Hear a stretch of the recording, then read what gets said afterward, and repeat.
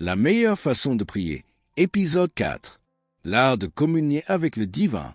Bienvenue sur Esprit Vivant TV, une chaîne dédiée à la vérité de l'Évangile. Et si, depuis toutes ces années, tu priais sans utiliser toute la puissance que Dieu a déjà mise à ta disposition? Et si la prière n'était pas un combat pour convaincre Dieu d'agir, mais une relation pour recevoir ce qu'il a déjà accompli? Dans cet épisode 4 de la meilleure façon de prier, nous allons briser les fausses croyances religieuses qui affaiblissent ta foi et révéler une vérité libératrice.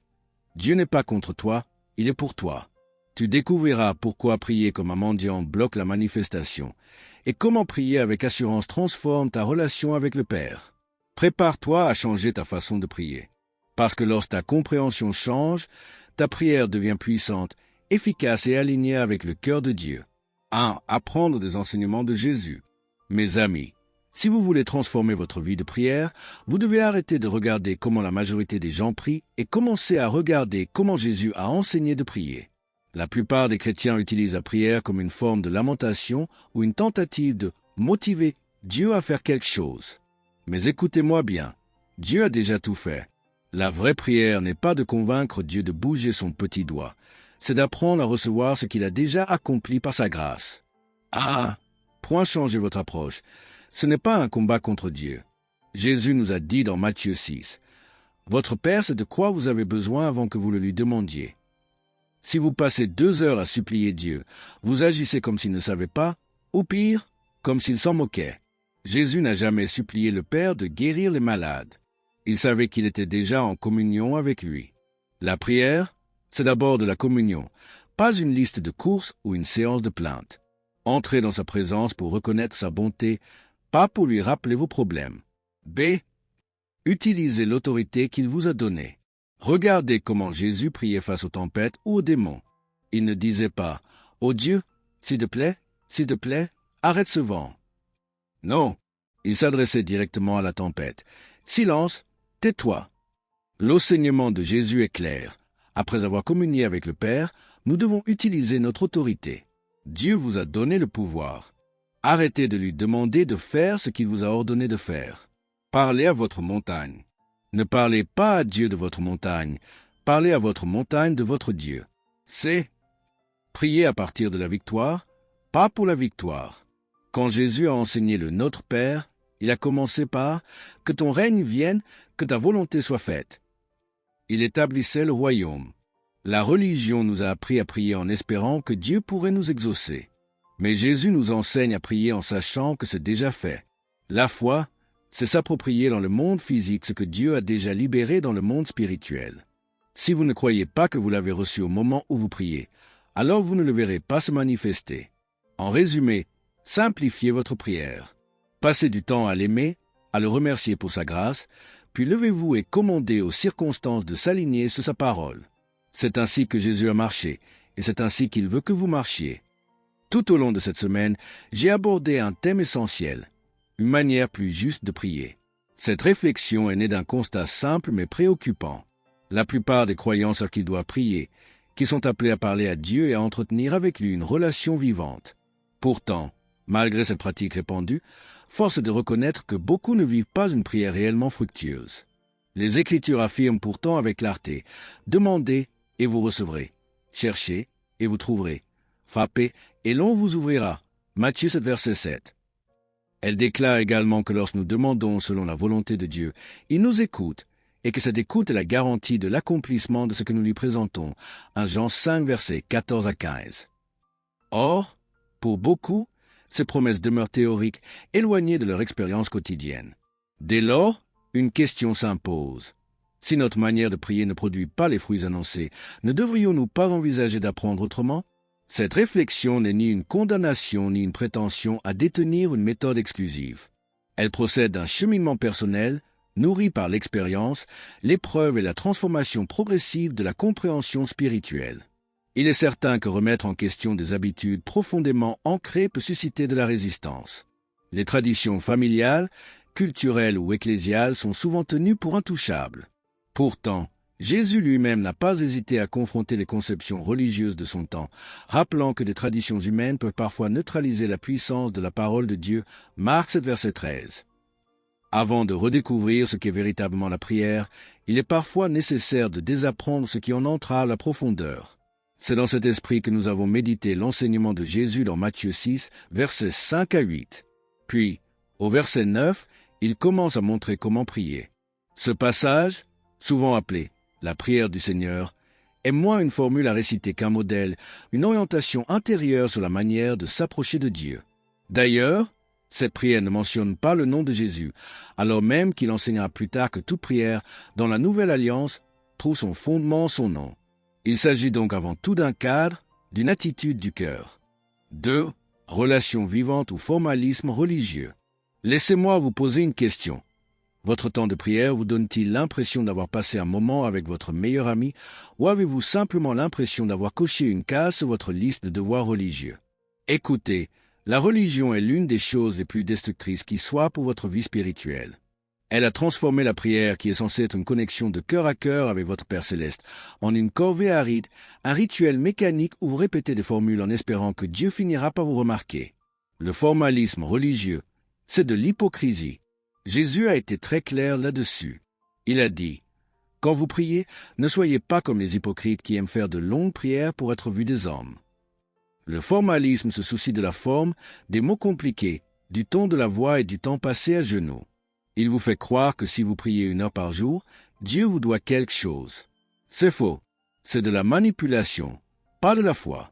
Si vous priez pour mériter l'exaucement, vous êtes en plein dans la loi et vous passez à côté de la grâce. La prière, c'est une relation, pas une performance. Dieu est votre Père. Imaginez que vos enfants viennent vous voir et commencent à réciter un poème préécrit avec une voix solennelle et distante, juste pour vous demander un verre d'eau. Vous seriez horrifié. Vous voudriez qu'ils soient naturels, qu'ils soient eux-mêmes. C'est exactement ce que Dieu attend de vous. Une relation vivante. C'est quand vous réalisez que Dieu est avec vous tout le temps. Ce n'est pas seulement quand vous fermez les yeux et que vous joignez les mains. C'est cette conscience constante de sa présence. Jésus ne s'est pas retiré pour prier afin de convaincre le Père de l'aimer. Il priait parce qu'il aimait son Père et qu'il voulait partager ses pensées avec lui. Arrêtez d'essayer d'impressionner Dieu. Vous n'avez pas besoin de prier chrétien ou d'utiliser un langage biblique archaïque pour être entendu. Le Saint-Esprit est en vous. La vraie prière, c'est simplement de laisser cette vie qui est en vous s'exprimer. Parlez-lui honnêtement. Remerciez-le pour ce qu'il a déjà fait. Si vous sortez du formalisme pour entrer dans la relation, la prière ne sera plus jamais une corvée. Elle deviendra la chose la plus naturelle et la plus joyeuse de votre vie. Car la prière, ce n'est pas essayer d'obtenir quelque chose de Dieu, c'est simplement jouir de ce qu'il était, de ce qu'il a déjà fait pour vous. Les psaumes nous invitent à entrer dans la présence de Dieu avec reconnaissance et louange, en célébrant sa bonté et sa fidélité éternelle. Psaume 100. C'est précisément ce que reflète ce modèle de prière. Jésus commence par ces mots, « Notre Père qui es aux cieux, que ton nom soit sanctifié. » Chaque mot est porteur de sens. Toutefois, l'essentiel ne réside pas dans la répétition mécanique de ces paroles, mais dans l'esprit qui les anime. Jésus met en garde contre les discours interminables et les répétitions vaines, dépourvues de compréhension et de sincérité. Beaucoup peuvent réciter cette prière sans réellement en saisir la portée. L'expression « Notre Père » est en elle-même révolutionnaire. Sous l'Ancienne Alliance, Dieu n'était pas abordé ainsi. Cette appellation révèle une relation nouvelle, intime, fondée non sur la crainte ou la distance, mais sur la filiation et la confiance. Elle marque un tournant décisif dans la manière de prier, non plus comme un rituel formel, mais comme un dialogue vivant entre un père aimant et ses enfants. En réalité, l'un des reproches majeurs que les scribes et les pharisiens adressaient à Jésus tenait précisément à ceci. Il parlait de Dieu comme de son Père et affirmait agir en parfaite harmonie avec lui. Une telle affirmation leur paraissait blasphématoire, car appeler Dieu « Père » était alors impensable. Aujourd'hui, cette expression est devenue si courante qu'elle en perd parfois sa portée. Pourtant, lorsqu'elle fut prononcée par Jésus, elle était profondément révolutionnaire. Dire « Notre Père » implique une relation personnelle, intime et vivante. Dieu demeure tout-puissant, saint et juge suprême, mais il est aussi un Père aimant. Or, toute relation saine entre un parent et son enfant suppose une proximité empreinte de confiance, qui dépasse le formalisme rigide. Un enfant n'aborde pas son père avec crainte servile, comme s'il devait d'abord justifier son existence ou mériter chaque bienfait. Une relation excessivement distante révélerait une fracture profonde. Cette réalité transparaît dans la prière elle-même. Lorsque Jésus enseigne « Donne-nous aujourd'hui notre pain quotidien », il ne s'agit pas d'une supplique tremblante, mais d'une demande confiante, enracinée dans la certitude de l'amour paternel. Ce n'est pas une exigence autoritaire, mais l'expression naturelle d'une relation fondée sur la proximité et la confiance. Ainsi, s'approcher de Dieu comme d'un Père signifie reconnaître à la fois sa grandeur et son amour. Si nous devions nous présenter devant lui uniquement sur la base de nos mérites, nul ne pourrait tenir debout. Mais grâce à Jésus, une voie nouvelle s'est ouverte, celle d'un accès libre et assuré à la grâce. L'Écriture nous invite à nous approcher avec assurance du trône divin afin d'y recevoir miséricorde et secours au moment opportun. Hébreux 4, verset 16. Cette assurance ne repose pas sur notre propre justice, mais sur l'œuvre accomplie par le Christ. La prière véritable ne commence donc pas par la culpabilité, mais par la relation. Elle débute par la reconnaissance de Dieu comme Père céleste et par l'hommage rendu à la sainteté de son nom. Entrer dans la prière, c'est d'abord lui offrir louange, honneur et gloire. Lorsque l'on prend le temps d'exalter Dieu, de reconnaître sa grandeur et sa fidélité, la perspective change profondément. En le magnifiant, on réalise que son nom est élevé au-dessus de toute autre réalité, au-dessus de toute épreuve, de toute maladie, de toute limitation humaine. Dès lors, les difficultés qui semblaient écrasantes perdent leur pouvoir et apparaissent dans leur juste proportion. 3. Magnifiez Dieu plutôt que ces difficultés.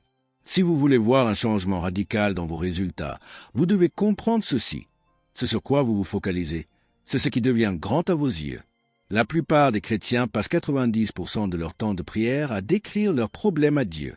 Ils disent « Ô Seigneur, tu as vu ce que le médecin a dit, tu as vu mes comptes bancaires, c'est terrible, je ne sais plus quoi faire. » Mes amis, Dieu sait déjà ce qui ne va pas. En faisant cela, vous ne priez pas, vous vous lamentez. Et pire encore, vous êtes en train de magnifier votre problème. Magnifier quelque chose, c'est le rendre plus gros qu'il ne l'est en réalité.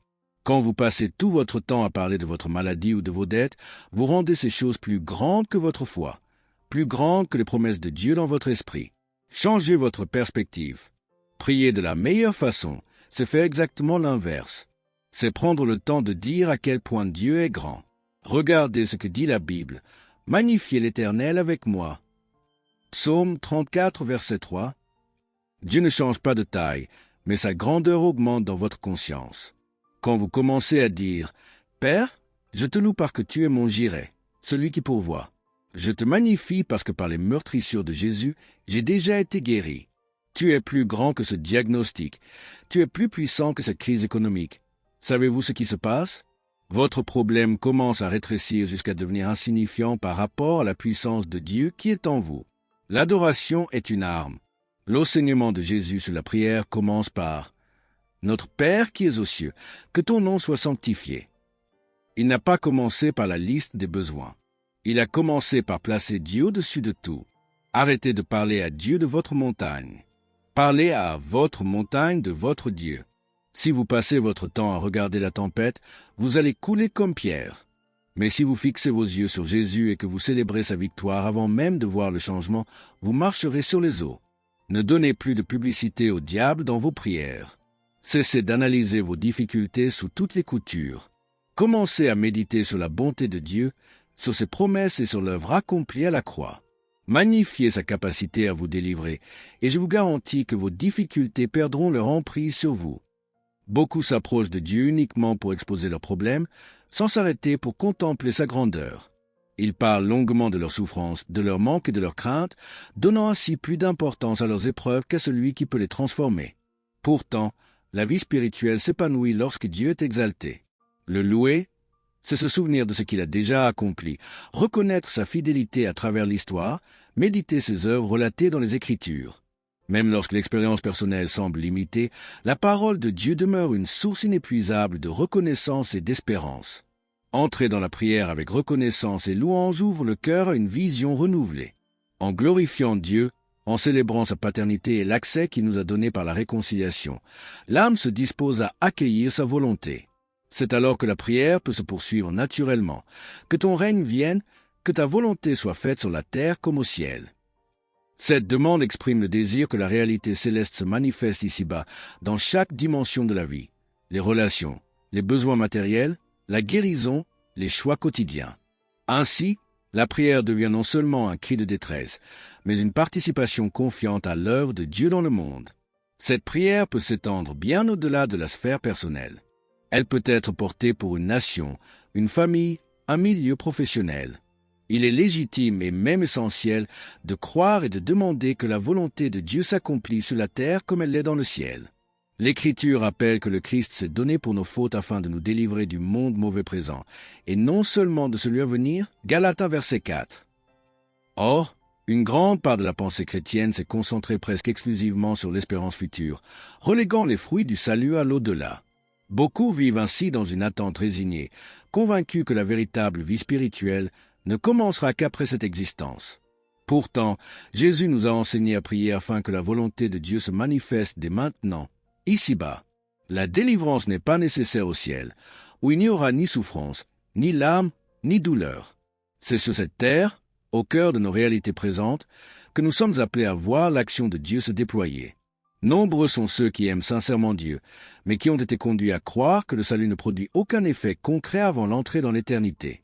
Ils demeurent dans une foi d'attente plutôt que dans une foi vivante. Pourtant, Dieu désire que sa volonté s'accomplisse dès aujourd'hui dans la vie quotidienne de ses enfants. Vient ensuite cette demande simple et profonde. Donne-nous aujourd'hui notre pain quotidien. Elle révèle la nature de la relation à laquelle Dieu nous appelle.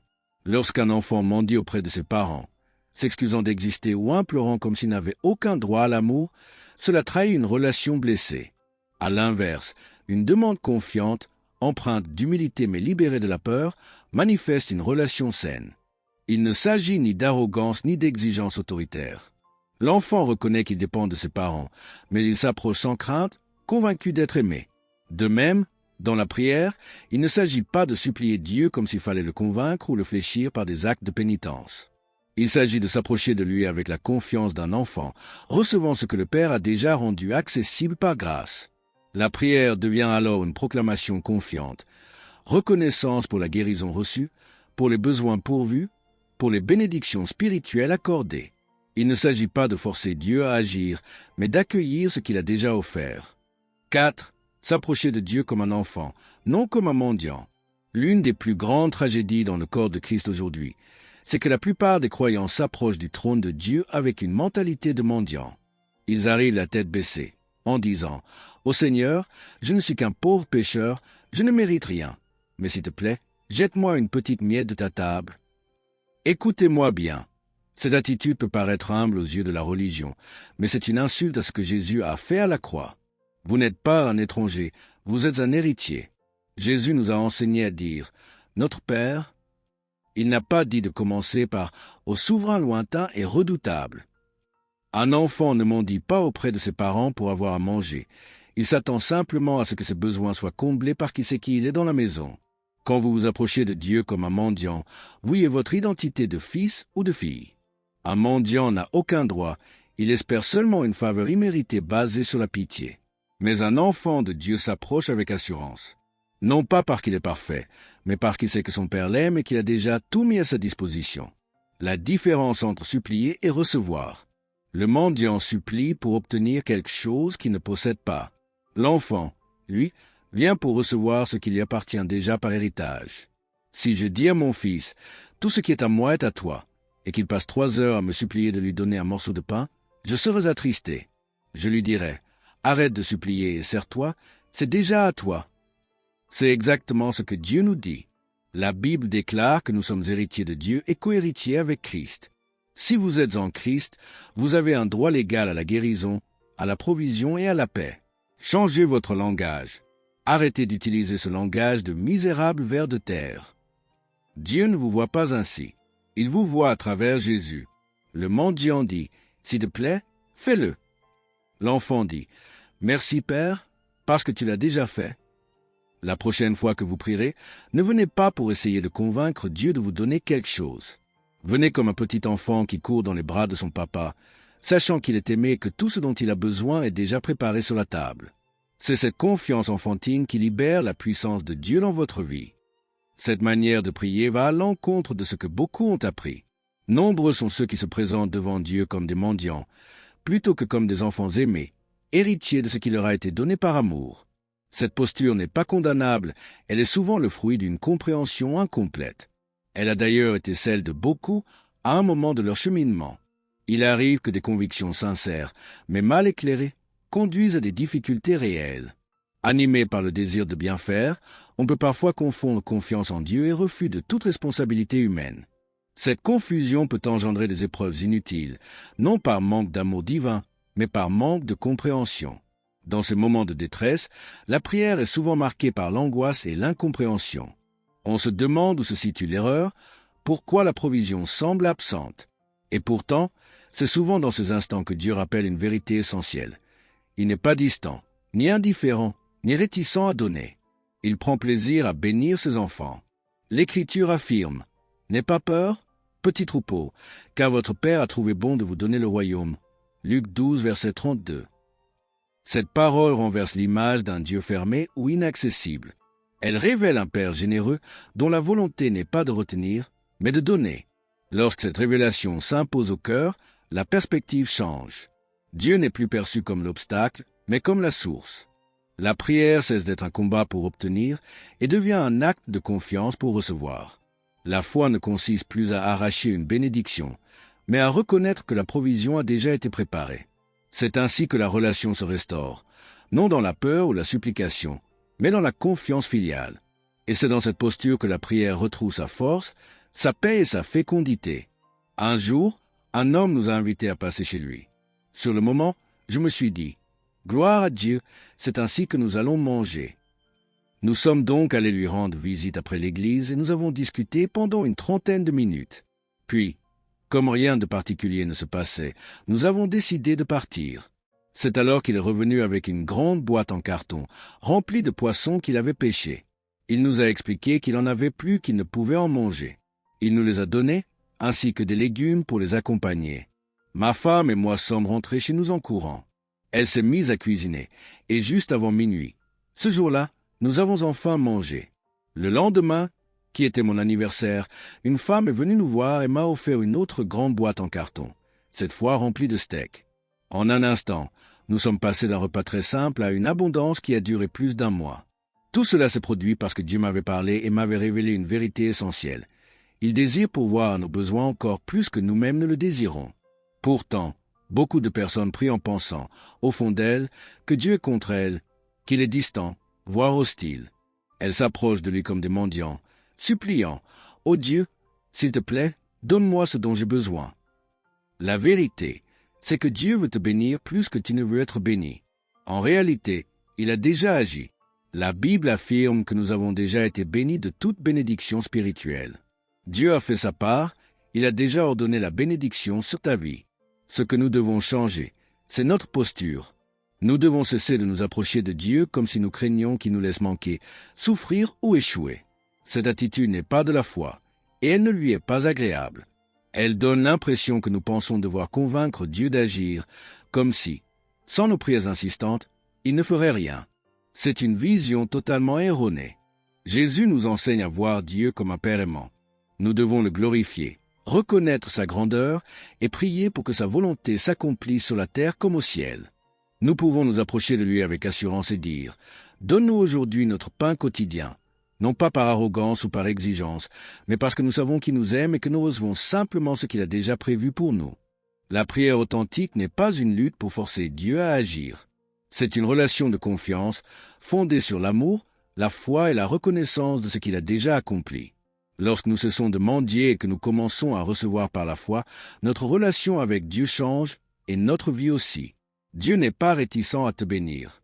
Il attend simplement que tu viennes à lui comme un enfant confiant, certain de l'amour de son Père. La prière n'est pas une supplication désespérée, c'est une communion confiante avec un Père aimant. Quand tu cesses de mendier et que tu commences à croire, ta prière change de dimension. Souviens-toi, Dieu n'attend pas que tu cries plus fort, il attend que tu comprennes mieux.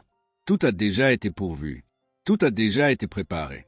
Il ne reste qu'une chose à faire, recevoir avec foi. Alors désormais, prie avec assurance, marche avec confiance et parle comme un héritier. Parce que lorsque tu pries de la bonne manière, le ciel répond naturellement. À très bientôt pour la suite. Car apprendre à mieux prier, c'est apprendre à mieux vivre. Merci de plonger dans la parole qui transforme. Découvre des enseignements puissants qui réveillent ton esprit et fortifient ta foi. Abonne-toi à Esprit Vivant TV, là où la vie de l'esprit devient réalité.